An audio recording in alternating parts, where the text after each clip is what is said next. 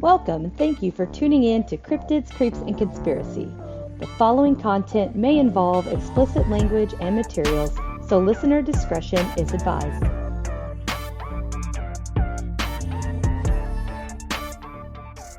Hey everybody, it is our first ever episode! Yay! And with me today is Bliss from Ouch, Was That a Ghost? I know I've been making some posts building up to this moment to give you guys some previews, let you know what's going on. It's Christmas, so it's going to be a cryptid Christmas.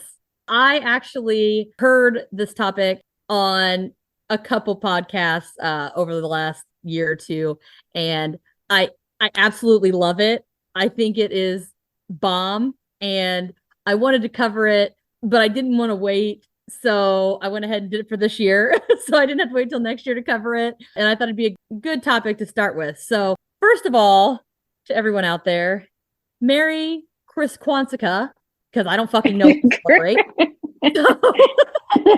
Never know. Chris Kwanzaa.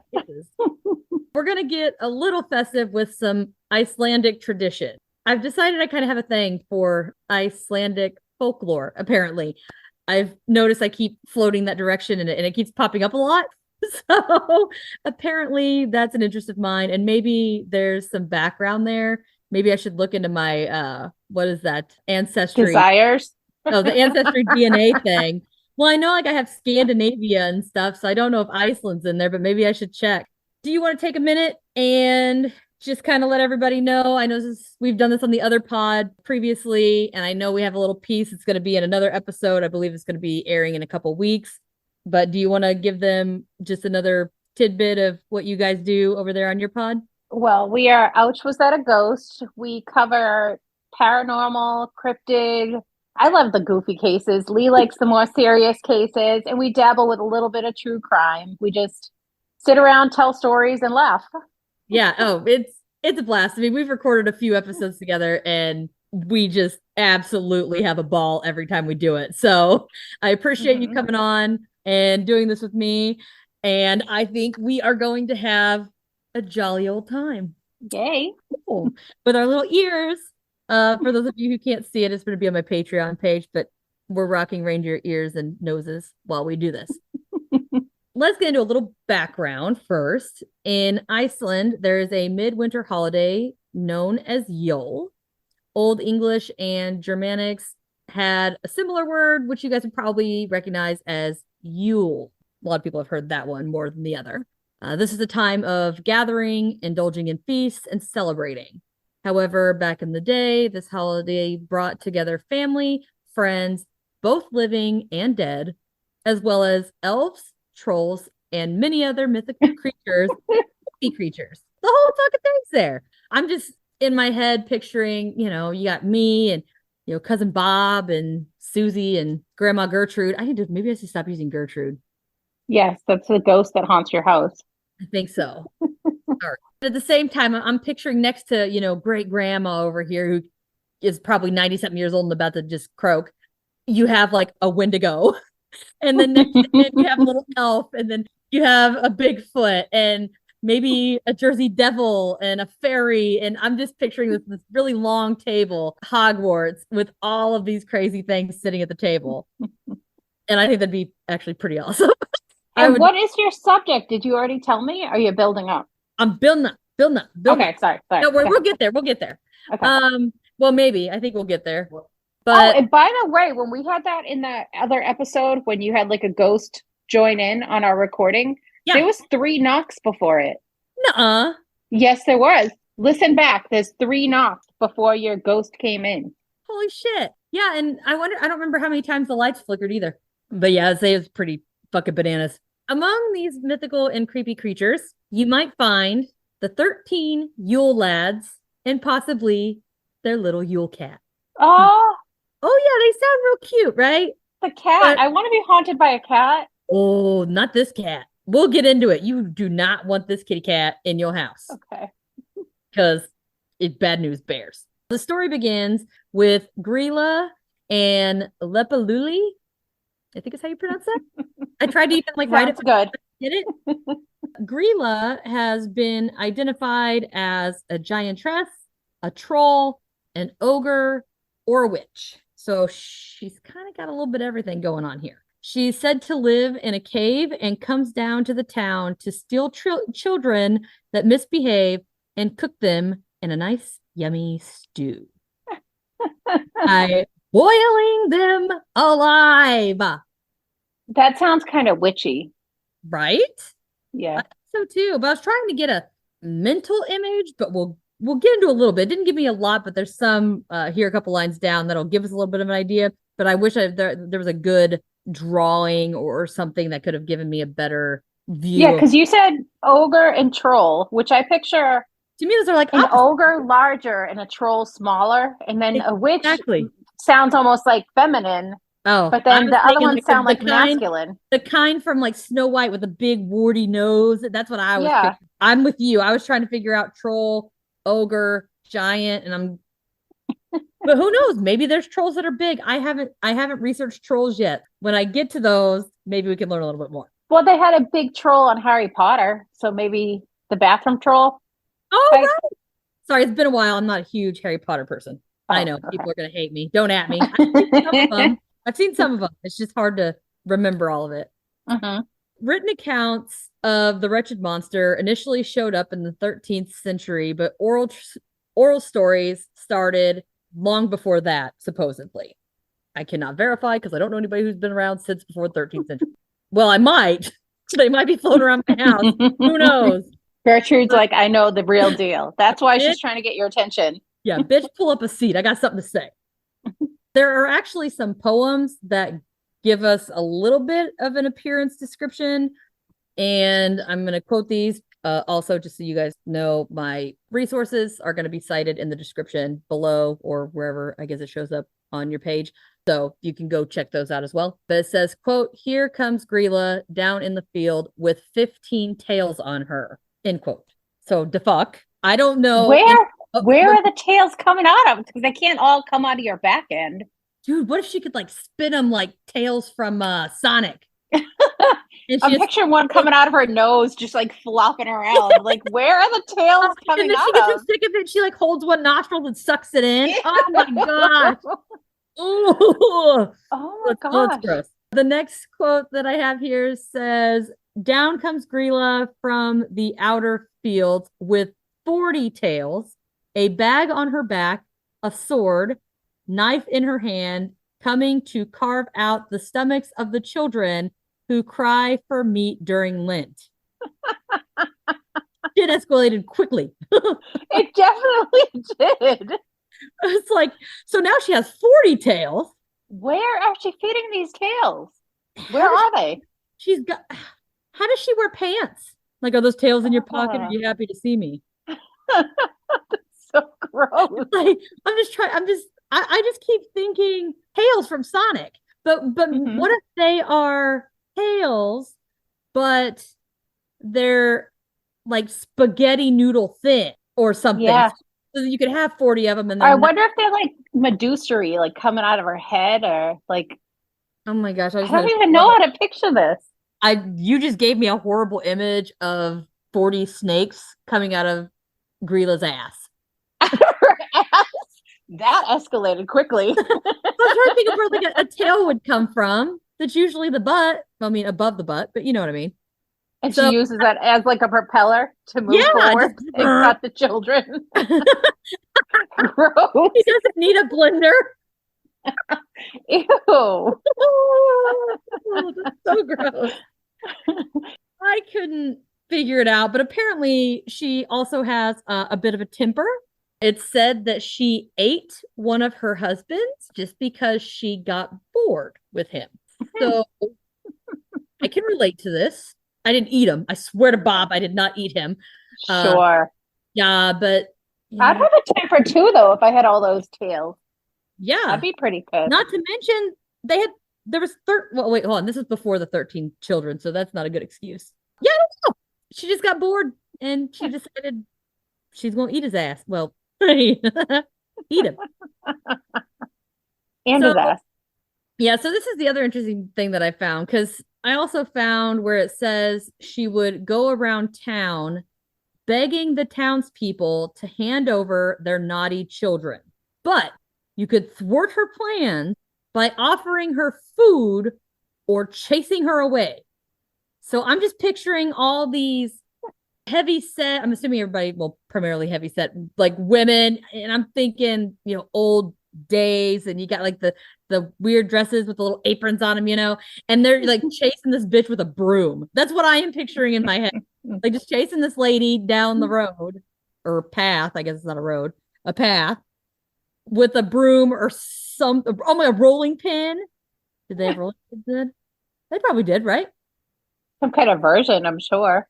Yeah. I always think of everything rocky in Iceland, so I'm just picturing like a rock that's a rolling pin. Like everything's just stone. Oh my gosh, that makes sense. Just trying to picture like, her chasing, but I wonder if they gave her food, any of the people, instead of chasing. So that's what they would have to have known. Somebody had to have, because they know that it supposedly worked. So she just wanted attention and she was hungry. So is she really that bad? Oh my God, I'm Grilla. Oh shit. Oh hell. Well, I don't need 13 Yule lads. That's for sure. Definitely not. What I'm trying to get a hold of here is, again, she was described as an ogre, a troll, like a witch. I don't think a giant or an ogre or anything. I feel like it'd be kind of very obvious if they were wandering around town.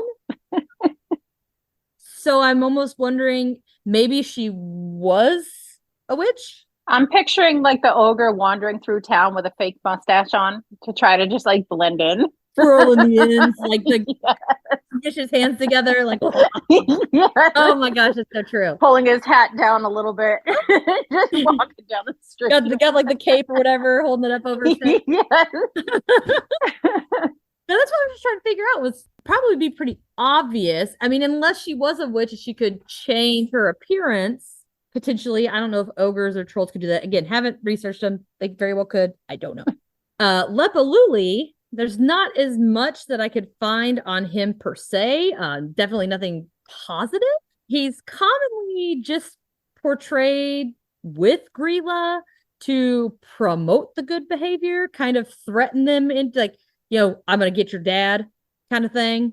Like he was the Iron Fist, something to that effect. But it also kind of, a couple sources I found had him described as pretty much a deadbeat dad. He kind of stayed home all the time, sat on his ass, didn't do much, didn't go out. So this is why she's pissed. Yeah, right. But this is the one after that one, supposedly. And he already knew that she ate the previous husband and he's just fine with it. He's really testing, like trying his luck. Maybe he was from out of town and he didn't know. He was just like, damn, this Grilla bitch, man, she's got it. Apparently he must think that, because they ended up having 13 children. Imagine being the doctor helping her deliver when all these 40 tails are just flying around. And you're like, push! And all these tails are just like smacking you in the face. Like Doc Ock is just going to be pulling them out by herself. Oh my gosh. The visual images with this story are great. I have no idea what's actually happening, but I'm just painting all these pictures in my head. They wouldn't need a blanket or anything to wrap them up. She just wrap them up one tail at a time, just like a little burrito. And like, shoop, and just roll them up, like, cut them up and make, what a cinnamon rolls. Cinnamon rolls. Yeah. That's the only thing I could think of that rolled up the way I was thinking. Shoot. That's great.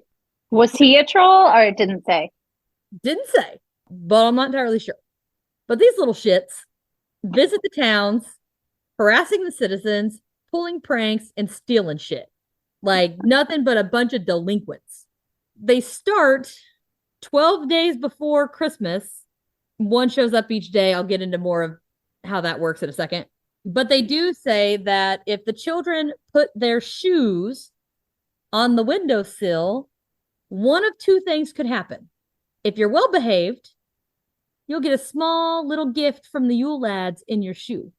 If you've been naughty, the Yule lads will leave a rotten potato in your shoe. Okay. I thought it was going to be like, well, they gut you and they boil you alive. That's what I was expecting. So I guess the rotten potato isn't terrible. They're not copying the mother too much. Well, my thing is, I've smelled some rotten potatoes. They smell like rotting flesh. Oh, they smell Pecan. horrific. Yeah. I think everyone's forgotten some in like their pantry and then found them in the back behind something. And you're Yeah. like, oh, what is that disgusting smell? Yeah. Oh yeah. I've been that. I'm like, what does it smell? And then I open it. I'm like, holy moly. Yeah. Like, It's that's like bad. liquid seeping out. I know exactly what you're talking about. It smells Yes. horrible. Give me the willies. But Yeah. yes, supposedly part of the newer story. That's just so you know, that's a newer tradition, not the original. Okay. What's the original? Well, one thing I did find that I thought was kind of funny was that a lot of people depict them in medieval Icelandic garb, like old timey type clothing still. Mm-hmm. Some places actually kind of make them look a little bit like traditional elves from our side, kind of putting them in clothes that similarly, Santa Claus, Mm-hmm. but they're like all these little bitty guys, I guess. They'd have to be little I bitty thought did you say they were ogres? trolls. Trolls. I'm sorry. Yep. This is where it gets, we're about to get into it. We're about to get real knee deep in this shit. Starting on December 12th, one of the Yule lads comes out each night until Christmas. Then, in the same order they approached, one leaves each day starting on Christmas. So it's kind of like a revolving. So it ends up being that each Yule lad is present for 13 days. In the town or in somebody's house? I'm assuming house, which I'm not really sure how this works because I don't think there's like a billion sets of them, but I don't know. Okay. So maybe they have cloned. Shit, I have no idea. We are going to now get into each of the individual Yule lads. And this is where the good times are about to start. You ready? I'm ready. All right. All right. First one up is Sheepcoat Claude. Of course it is. Yeah. Sheepcoat Claude. Yeah. He rolls off your tongue.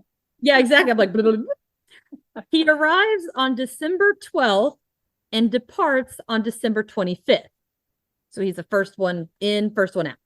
And this little bastard goes around harassing the local sheep population. Unfortunately, he is slightly impaired due to his less than ideal peg legs. Oh, I don't know if I can feel bad for him or not. He's going around just messing with the sheep and like waddling with his little peg legs. Yeah. I'm picturing the guy from Family Guy, Seamus. Do you watch Family Guy? I've seen a couple episodes. Oh, never mind. Which one's that? Which one's but he's the ship guy. He was a fisherman who lost all of his limbs. So every single limb is like a wooden piece of arm, a wooden piece of leg, and he just like wobbles around. That sounds like it'd be a good description. I haven't quite figured out exactly how he harasses all the sheep with his little peggy legs. Just chasing them around. I don't know. Like, poke him with it? Like just poke him in the leg or something? I don't know. But that's the first little guy. Okay. Next that's not that bad. Yeah. Next we have Gully Gawk. Gully Gawk. Yep. Arrival date is the 13th. I think he leaves on the 26th, not the 25th. My bad. Apparently I was not paying attention when I wrote that. Oh, so he leaves the day after Christmas. He stays for okay, gotcha. This one likes to hide in the gullies, just waiting for a chance to sneak into a cow shed and steal the milk. What? Okay. He's just like hiding out like military style till he can slide on into like where the cows are. And my thing is does he get it directly from the teat? Does he get it from the bucket? Do these people have goats? If they had goats, would he still prefer the cow milk? I just want to know, does he have face paint on and fatigues? That's my thing. Oh, well, they all describe him as having like Icelandic dress, but maybe he does get down for like the mission. He army crawls in there and just flips and has his milk, and then army crawls out. I'm just picturing this like a little tiny like person, all dressed in military gear, helmet and everything. It's strapped on, his face is painted, and it's just going. And then it like goes all the way over to the cow, and then like he can't even reach because its udders are too tall. Oh, poor thing. That would He's suck. just waiting for little drips. Yeah. Come on, mama. Let's fly. So I don't know, but maybe it's what it is. But that is the Gullygawk. Okay. Okay, you're gonna like the name of the next one. Ready? After Gullygawk comes Stubby. Stubby. Yep. He shows up on the 14th and leaves on the 27th. And I would like to point out, first of all, the name seems kind of rude for me. I mean, but it's stereotypical troll fashion. This little fella is supposed to be abnormally short. Same. Like, join the club. What he likes to do is steal pans that are left out and eat the remaining crust off of them. That's his jam. So I'm curious, if he finds the pan, so he steals the pan and eats the crust, does he take the pan with him? Does he leave the pan behind? What's he do with it when he's done? Yeah, is it like a pre-rinse situation or is it just a klepto? What if he takes it, eats from it, puts it back the way he found it, and you never, and maybe you, if he doesn't eat it all, maybe you end up eating troll slobber backwash leftovers. Woo! It's kind of gross. Huh. But the next one there is pretty good though. Incoming after that is spoon liquor. Yeah. A spoon liquor. I bet you could guess what his guilty pleasure is. Licking spoons? He shows up on the 15th and leaves on the 28th. And the lore describes him as being exceptionally thin. And as the name insinuates, this little trickster steals and licks wooden spoons. So are these just pre-rinser guys that just like milk occasionally? That's kind of what I'm seeing. The pattern's there.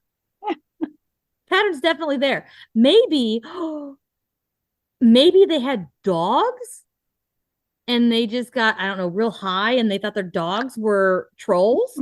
They were eating magic mushrooms. Yeah. I mean, back then, who knows? The one thing I did find interesting was they specified wooden spoons. Now, I feel like back in those days, those were the primary types of utensils being used. Mm-hmm. But as the time kind of goes on, does he steal and clean metal spoons now that they're available? Does he give the spoon back when he's done? Yeah, I don't know. And if he's just licking, there's probably no chew marks or anything in it. Because I was thinking about the pan licker guy, if he left like little nibbles on the side or anything with his teeth.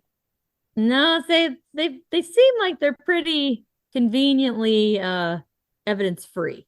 But yeah, so that would be my assumption. But speaking of pans, next we have the pot scraper, also known as the pot licker. This is just grandma sitting there pre-rinsing everything. Oh, don't worry. Oh, they start getting real good. They start getting real good. This little guy, he comes 16th, leaves the 29th. He doesn't have much of a description, but he's known to steal unwashed pots and lick them clean. When that happens, another question would be, do you wash it afterwards or is it considered clean? If you don't know, like green slimy stuff on the side. But what if they don't? What if they have like normal spit? You don't even know. They lick it clean and they just puts the thing back up there and you come in one day and you're like, or after a couple hours, you're like, well, how the hell did this thing get clean? Oh, well, I don't have to wash it and then put it back up. Ew, and then you like develop a tail after you ate out of the pot. Oh, dude, I want a tail. That'd be sexy. I would totally rock a tail. You kidding me? Telling my kid here that he's got a thing against furries. Can you guess what the next one's going to do? We've done spoon. Does it have to do with cups? Nope. Bowls? Yep. It's the bowl liquor. I feel like we're just jumping around the kitchen. But I think this is the last of our liquors. Oh, good. He shows up the 17th and bounces on the 30th. Now, this is where it gets a little different. This weirdo hides under the bed, waiting for the occupant to place their esker under there. Then he steals it. An esker is similar to, it's kind of like an old-timey Tupperware bowl. that people would use to store food under their bed. Not really sure why they stored it there. Maybe they had That was going to be my next question. I'm thinking midnight munchies. I mean, back then they didn't have refrigeration or anything, right? So they could just store their shit wherever they wanted, I guess. If it is kind of like an old-timey Tupperware and you borrow the Tupperware, does it ever make it back to where you borrowed it? And does it have its lid? Exactly. Or is that gone? Ooh, good point. Little shits. Maybe that's what's happening to all my Tupperware. Little bastards. That's what we have for that guy. The next little asshole is little punk ass, right? And his name is Door Slammer.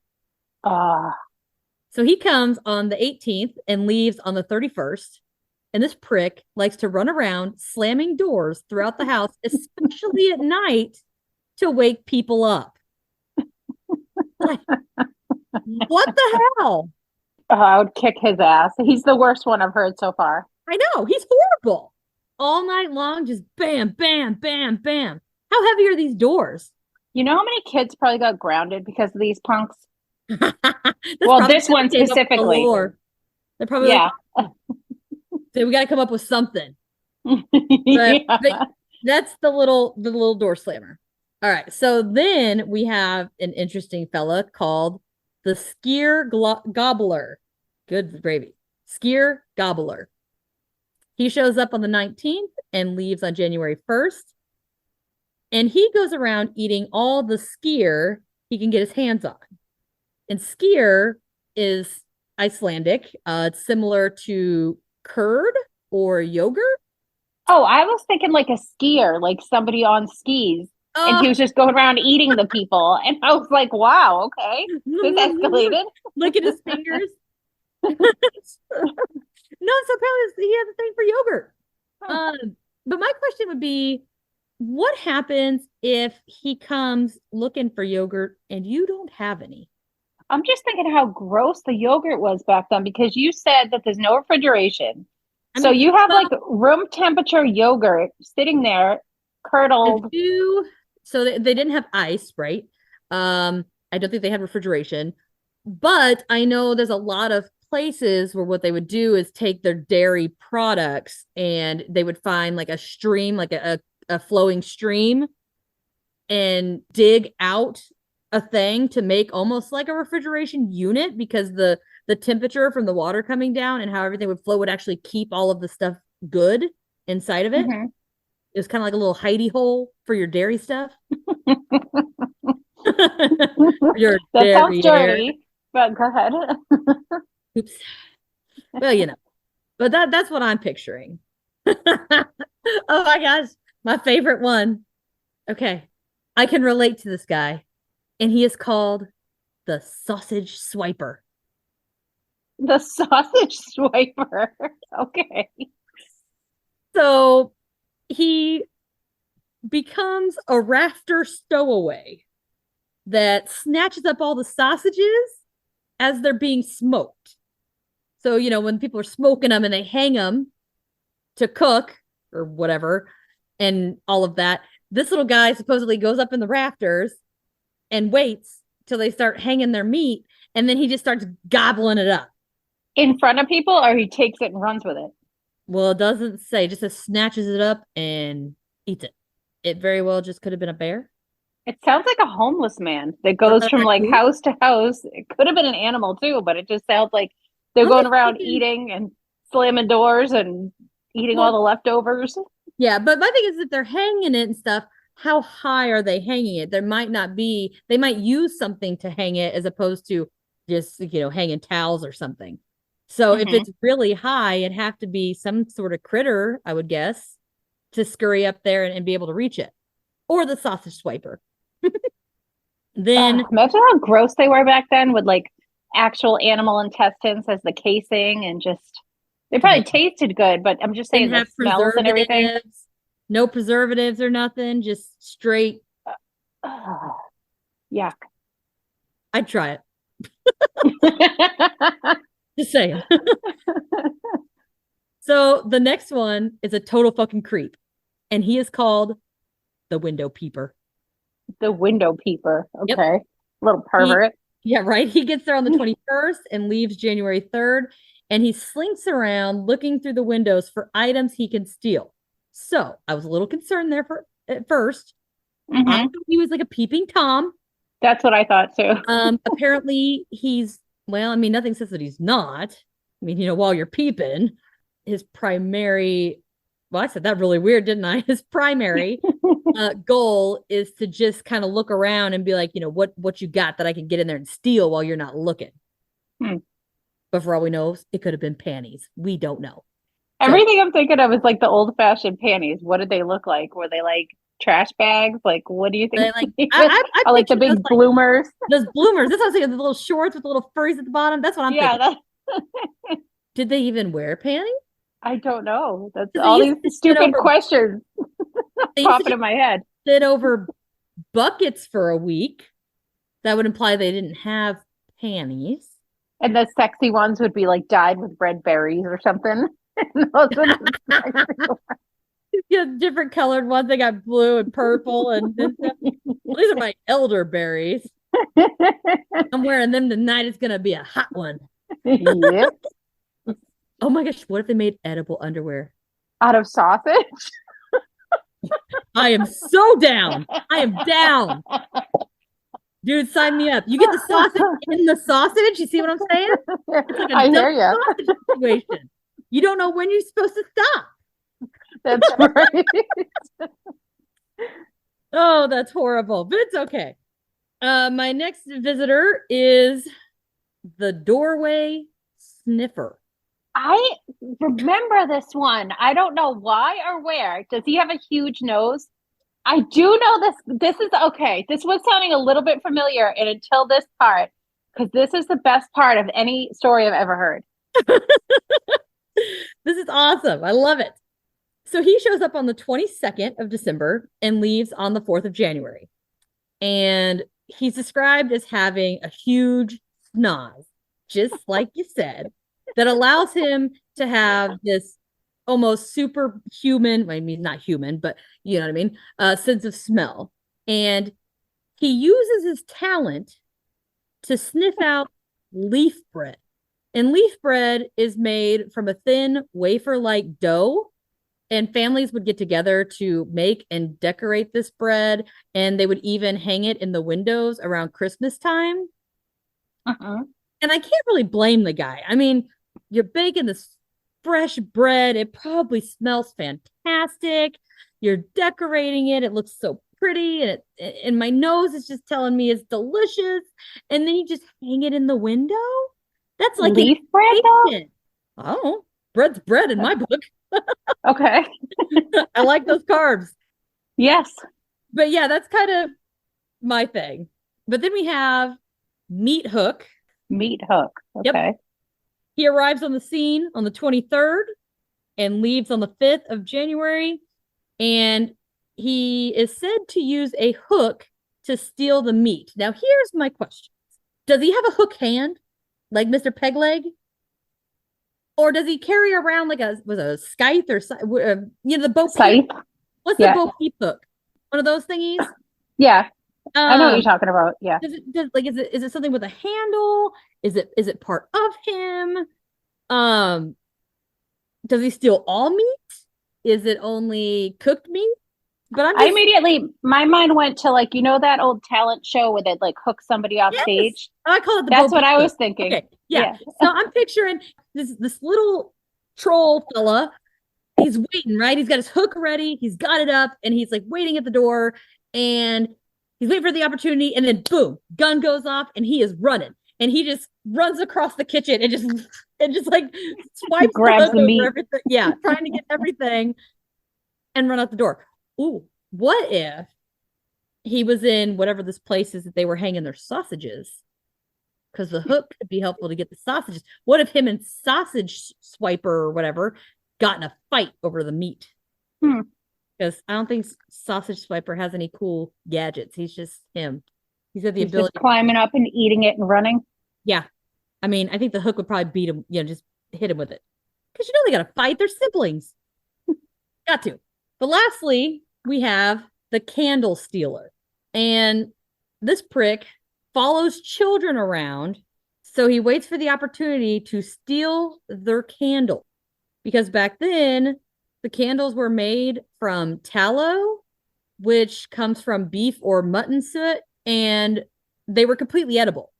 However, they were also very important because, there wasn't electricity.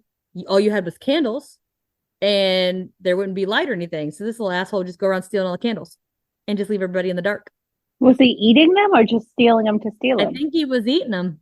I mean, it's made out of materials that you eat or can eat. I don't know if you typically would eat it, but he might. Would you want to? Well, if I'm a starving troll,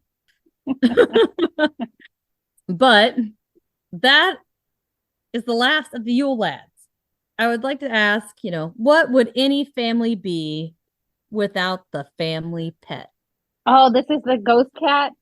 So this particular family has an absolutely badass pet called the Yule cat. And this cat is said to be absolutely massive and just brutally vicious. And its fur was described as being sharp as needles, and it had like insanely sharp whiskers and claws as well. So you wouldn't want to ride the big kitty if his fur is like needles. So it's like a porcupine fur, but it has a cat face with really sharp whiskers. Well, it's like the cat shape. Everything's cat, just huge, like Godzilla style cat. But instead of soft, fluffy fur, all of the fur is basically needles. It's pretty cool. I still want it. I want a ghost cat so bad. I know. I'd want it too. The best part, in my opinion, about this giant feline is that it goes around and devours anyone who does not get new clothes for Christmas. And you don't need a whole wardrobe. A simple scarf or pair of socks will do the trick. That sucks for all like the poor kids in town that petrified of being eaten by this like giant cat. Oh, well, so here's the thing. So many people believe that the Yule cat lore was created to keep the poor members of the community working hard through the holiday season, enough hours to get the money to purchase new clothing that would ensure their family's safety. Like the little kids in the family, that sucks for them because they can't even work and they're just like, oh, I didn't get any new clothes. They don't have so the thing is they made this thing up saying, this cat's gonna come eat your fucking kids. And so the parents would then work overtime or push themselves, even though they probably should not have been working due to like health concerns or whatever, would push themselves to work anyway so that they could make the money to purchase their children these new pieces of clothing so that they'd be safe. They were straight up exploiting these bitches. That sucks. It's a little rough. And what about the mother? She just like left? Supposedly the Yule cat actually assists Grilla in finding the naughty children that she then throws in a sack and takes back to boil alive. So where is she in this whole thing? That was it? She just like comes in and backs up kids if she needed to? She's probably off eating another husband. Well, she needs to eat this deadbeat. I mean, shit. Fucking eat his. Like, come on. But one thing that I found really, really interesting in my research was in 1746, the original stories of the Yule lads and the Yule cat were legally banned. You were not allowed to tell your kids. You were not allowed to talk about it. You couldn't tell stories because it was scaring people so bad, they made it illegal. That is so funny. Yeah. And about 200 years later, they turned into instead of stealing and pulling some B&Es and stuff like that, you just leave your shoes on the windowsill and they either leave you a present or they leave you a potato. No longer rotten, just a potato. Well, it could be rotten. It could just be a potato. You never know.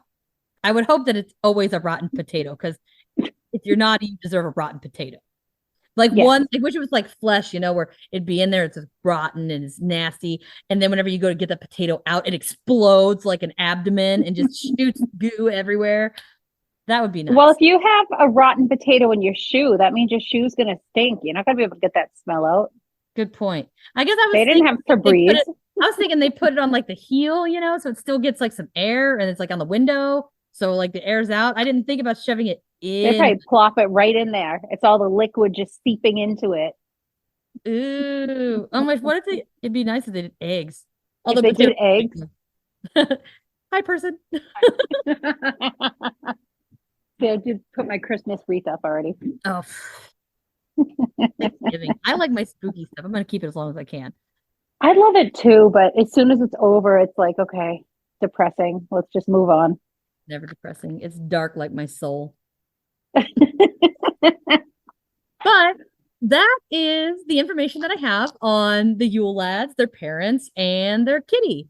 So That is amazing. I have a question for you. Yes. Would you prefer the Yule lads or Elf on a Shelf? Kids don't listen to this. So whenever I had to do Elf on the Shelf, I always forgot.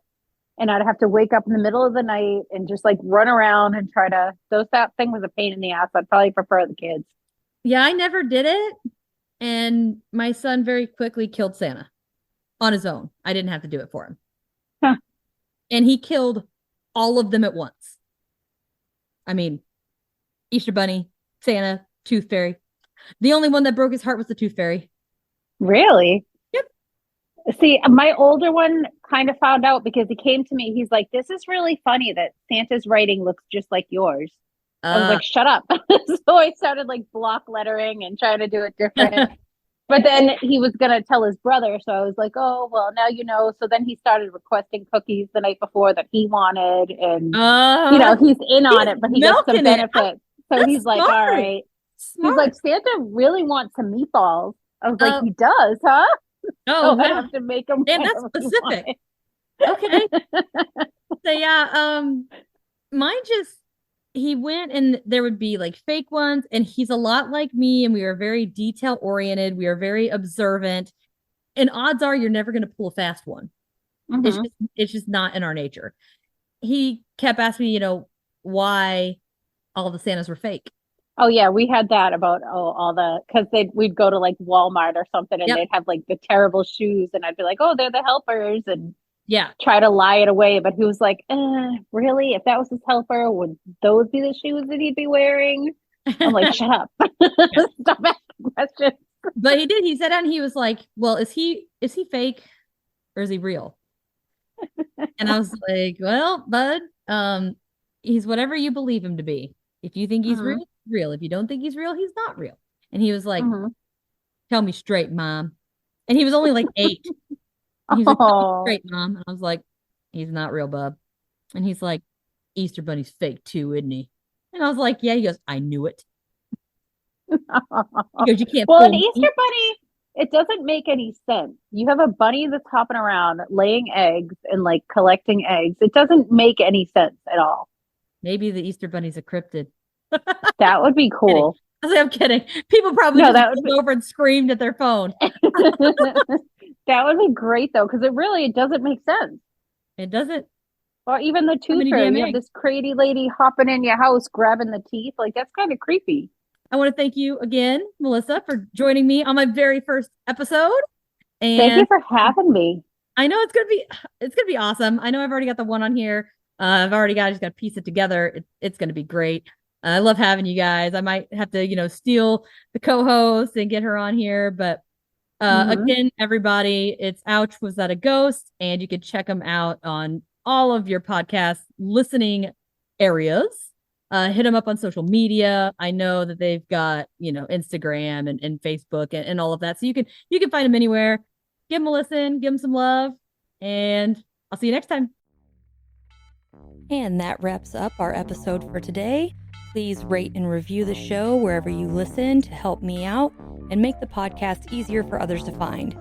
And don't forget to follow on Facebook and Instagram, and check out the website at www.cryptidscreepsandconspiracy.com. There you can find episodes, links to the social media, leave a review, find the link to the merch store, and donate to support the continuation of this pod. You can also find the link to the Patreon page.